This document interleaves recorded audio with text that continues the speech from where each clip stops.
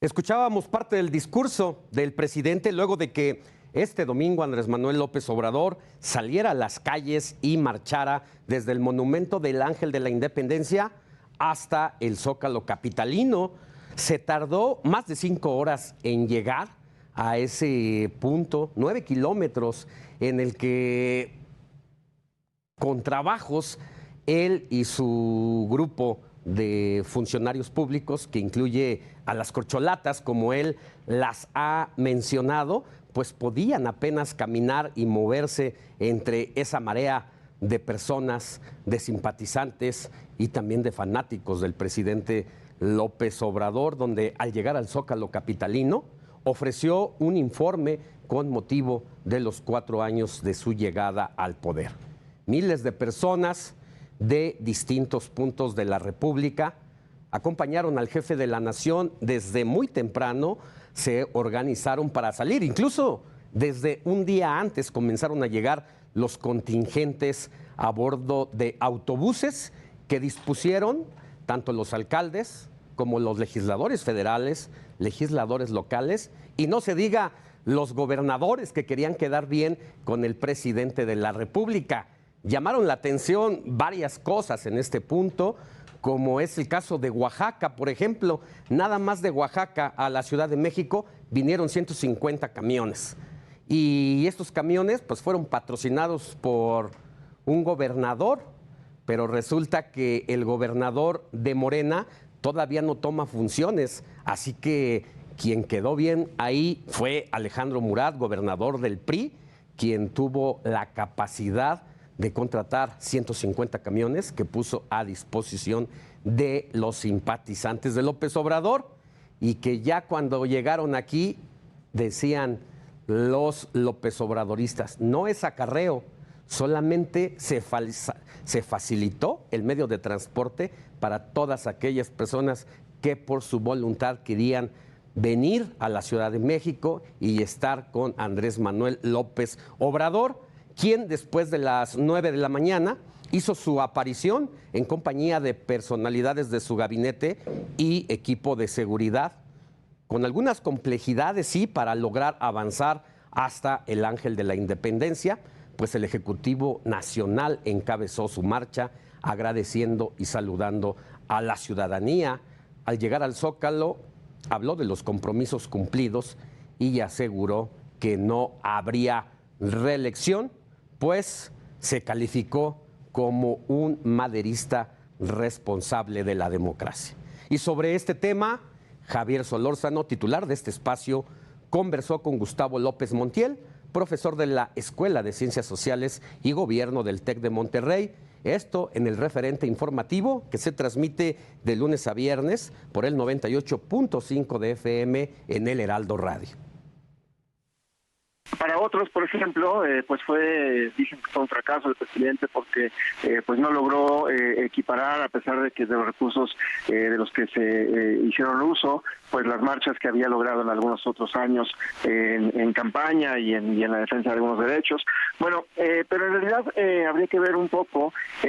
no cuál de estas perspectivas tiene razón, sino más bien las implicaciones, me parece, de la marcha para, pues obviamente, el contexto político en el que estamos viviendo. Me parece que al final pues es una marcha que tiene varios elementos que son referentes. El futuro, uno es el tema de la carrera presidencial, que pues obviamente me parece que si ya había comenzado, ahora con la marcha pues queda claro, quedan claros quiénes son los finalistas en la encuesta que Morena va a tener. Por otro lado, me parece también que esto puede estar definiendo en algún momento algunos temas a nivel de los estados, en términos pues no únicamente de los apoyos, sino también de quiénes van a ser la forma en la que van a competir en Coahuila y en el Estado de México, obviamente, que también ya se había definido. Y me parece que también ubica, y también lo dijo el presidente en su mañanera de hoy, lo que va a pasar no únicamente hacia el siguiente año, sino lo que a él le gustaría tener hacia el final de su sexenio. Entonces me parece que esta marcha, pues al final marca esos elementos en una primera instancia, ¿no? Obviamente hay otros, pero me parece que estos serían de los más relevantes. Pues sí, hay que reconocer la capacidad de movilización que muestra el presidente de la República, quien, a pesar de todas las circunstancias, no ha bajado su popularidad, según la casa encuestadora que lo mida, pero los puntos que tiene el presidente de la República, que ya lo quisieran muchos otros mandatarios de otras naciones e incluso de otros sexenios, pues es más que aprobatoria, porque llega con un entre 65 y 70% de aprobación. Así que el presidente por sí solo sí mueve masas todavía en un escenario en el que él se siente demasiado cómodo y es como su hábitat natural. Pero por el otro lado, también está, y no puede uno quitar el dedo del renglón, en señalar el tema de la movilización, la disposición de recursos precisamente de las entidades federativas para dobletear la presencia o triplicarla o más allá de eso. Así que por un lado hay que tener en cuenta lo que pasó el día de ayer, pero por el otro tampoco se puede despreciar la movilización que hubo el pasado 13 de noviembre de la sociedad civil organizada en desacuerdo con las formas de gobierno y sobre todo con el proyecto para tocar al Instituto Nacional Electoral que presentaba el presidente y que ha sido asumido al 100% por los legisladores del partido en el poder. Así que para hablar de este tema e irlo desarrollando, saludo con gusto a Jorge Aljovín, consultor y analista político. Jorge, qué gusto tenerlo aquí con nosotros. Muy buena noche. Igualmente, mi querido Alejandro, un gusto estar contigo y con todo tu auditorio. Pues ya relatábamos un poco lo que ocurrió el día de ayer, en el que una convocatoria para un informe de gobierno pues también se convierte en un gran mitin político, no solamente del presidente de la República, sino de quienes ha elegido él que puedan ser y de donde puede salir su sucesor o su sucesora y prácticamente pasarle la estafeta de esta popularidad que él tiene y que conserva bastante bien a pesar de su cuarto año de gobierno. ¿Cómo ven las cosas?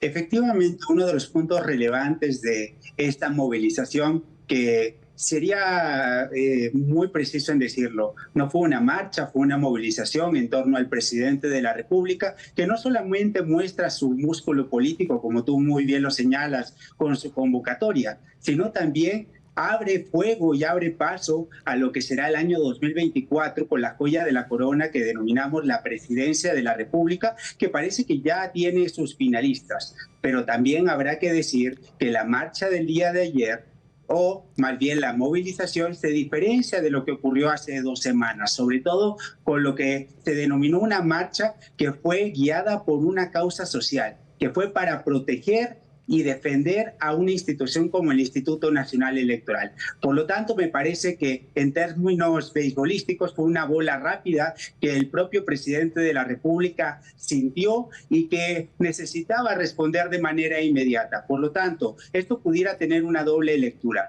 Por un lado, del lado del oficialismo, refrendar su poder de convocatoria, un 60% de aprobación, pero también habrá que decir que desde el lado de la oposición, la ciudadanía demostró que puede tener un punto de inflexión y una nueva comunicación con el presidente de la República, que es algo que no había logrado ningún partido político, ningún liderazgo en nuestro país, que era hacerle sentir al presidente que la calle no solamente era de él, sino también de la ciudadanía. Pero simplemente yo diría, la división ahí continúa. Está en blanco y negro, no hay puntos intermedios, estás con Andrés Manuel López Obrador o estás en contra de él. Sí. Y me parece que en este espacio no hay medias tintas. Dos cosas que sacaría de esta introducción que nos presenta Jorge. Una sería pues la reaparición del presidente hoy en la conferencia mañanera con otro semblante, echado para adelante, sonriente, a pesar de que unos días antes pues, habíamos visto al presidente con una actitud completamente contraria, irritado, porque en el fondo seguramente sentía que le habían arrebatado las calles que él domina bastante bien y que ayer lo demuestra. Eso, destacarlo, y al mismo tiempo, qué situación tan difícil para el Instituto Nacional Electoral cuando está siendo acorralado con una narrativa de desprestigio, pero además con una iniciativa en la Cámara de Diputados que hoy, este día, se aprobó en comisiones para pasar mañana al Pleno y saber de qué lado va a estar también la oposición, de qué lado va a estar el PRI, que es el punto clave en este asunto, pero qué situación tan compleja para la autoridad electoral cuando tenga que calificar lo que a todas luces puede parecer una intervención de Estado y de los estados para un mitin político, y que ante las circunstancias en que llega la autoridad electoral, pues vamos a ver si le da la fuerza suficiente para decir si hubo irregularidades o no de lo que pasó ayer y lo que ha venido pasando pues en estas últimas semanas. Efectivamente, lo que nos encontramos es con un presidente que había cometido un error hace 2 semanas. Es mostrarse como un Andrés Manuel López Obrador muy parecido al del año 2006, algo intransigente, tosudo y que no le gusta la disidencia. Y habría que recordar en ese 2006 con el Cállate Chachalaca, y ahora nos encontramos con un Andrés Manuel que vuelve a su fórmula de buscar convocar a sus bases, y por lo tanto ya nos olvidamos del Lamb Love y ahora encontramos nuevamente un presidente que simplemente ya optó por la división, por la polarización, y en un segundo apartado, efectivamente, la reforma electoral está muerta en materia constitucional, pero muy inteligentemente el oficialismo el día de mañana trasladará el costo político a la oposición y tendrá una narrativa que consistirá en lo siguiente: quise cambiar el sistema político de este país, pero los conservadores, los aspiracionistas me impidieron hacerlo. Por lo tanto, su segundo intento al BAT será el siguiente: buscar una reforma en leyes secundarias donde estarán los verdaderos dardos envenenados. Y dejo esto sobre la palestra, básicamente porque ahí se buscará reducir la estructura del Instituto Nacional Electoral, dejar inoperantes a los soples y, sobre todo, esto es muy importante,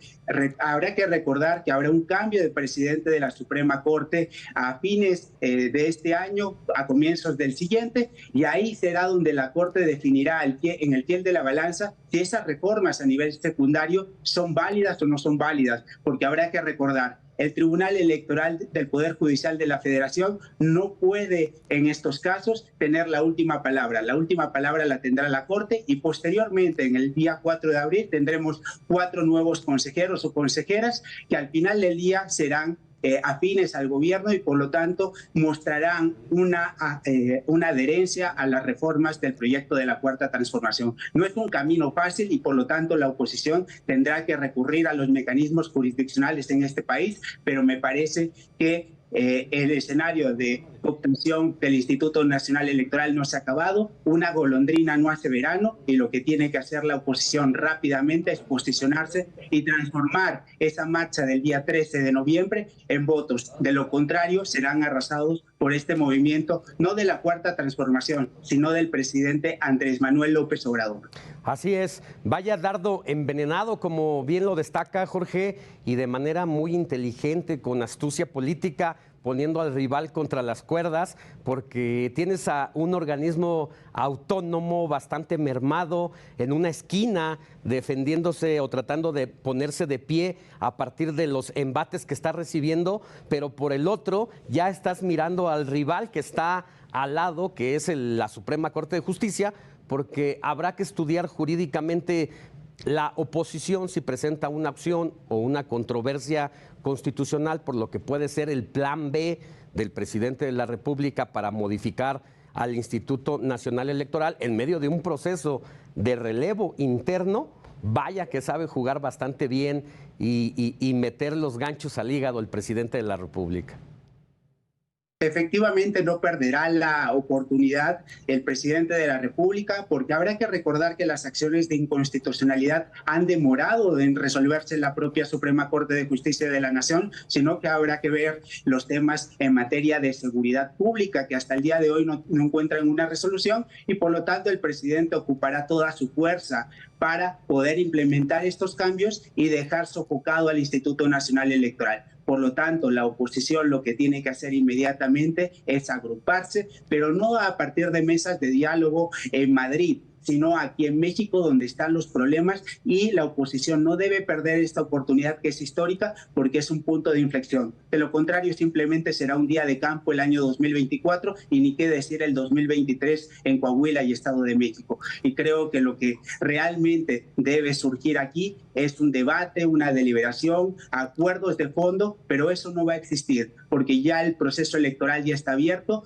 con su coordinador de campaña, que es el presidente de la República, que no perderá la oportunidad para posicionar a sus candidatos, y a esto tiene un gran desafío, que será construir liderazgos desde la oposición, que al día de hoy no se ve ninguno por la palestra. Definitivamente, y cada vez falta menos y no se ve quién sea ese líder opositor que pueda lograr conjuntar y mantener, por un lado, la coalición y ver la capacidad si Movimiento Ciudadano pudiera también coaligarse, que no se ve cosa fácil, sí depende del personaje. La política, como dice